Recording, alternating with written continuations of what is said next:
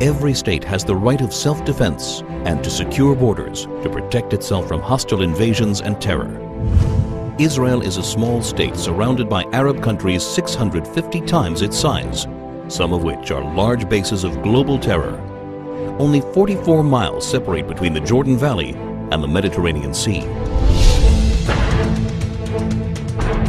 After the Six-Day War in 1967, when Israel was attacked by 4 armies on 3 fronts, United Nations Security Council Resolution 242 stated that Israel was entitled to new defensible borders to replace the previous fragile lines from which it was attacked.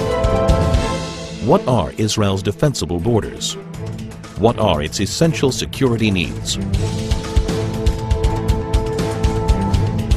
The Jordan Rift Valley, Israel's eastern frontier, forms a natural barrier between Israel and the countries of Jordan, Iraq, and Iran. The Jordan Valley rises from an area that is 1,200 feet below sea level to a hilly ridge of up to 3,000 feet, creating a steep 4,200-foot virtual wall opposite any force attacking from the east. The growing threat of global jihad activity near Israel's borders requires it to prevent infiltrations of terrorists and weapons. When Israel left the Philadelphia corridor in Gaza, it became a highway for the infiltration of terrorists and the flow of hundreds of tons of ammunition and weaponry from all over the Arab world, aimed at Israeli civilians. The Jordan Valley is the equivalent of Gaza's Philadelphia corridor in the West Bank. To defend itself, Israel must retain control over the Jordan Valley.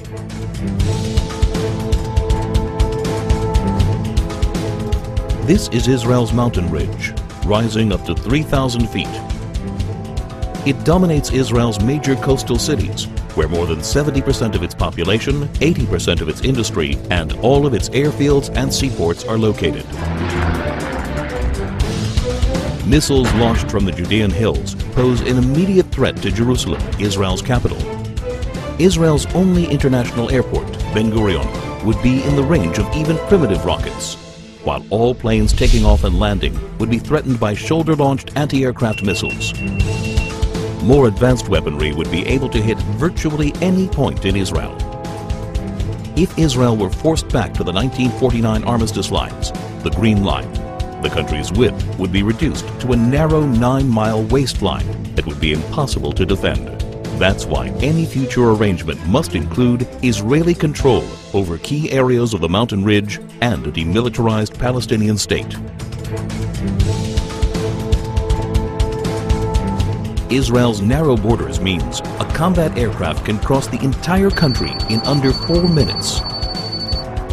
In less than 2 minutes, an enemy plane could penetrate the country's airspace via the Jordan Valley and reach Jerusalem. In order to thwart an aerial attack on Jerusalem, a hostile plane must be shot down at least 10 miles east of the capital to prevent it from crashing into major population centers. Therefore, Israel must be able to identify hostile planes before they cross the Jordan River line and intercept them shortly after.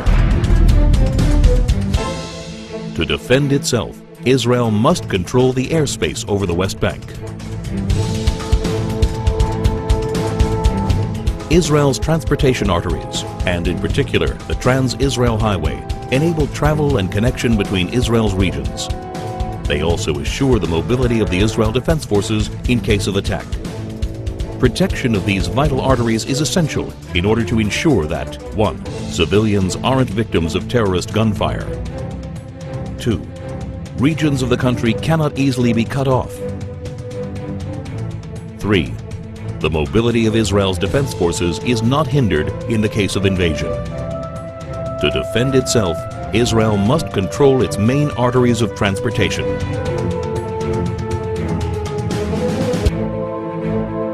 There is enormous uncertainty about future trends in the Middle East. Iran is determined to become the supreme power as the U.S. withdraws from Iraq. No one can guarantee the future of many of the current regimes in the region.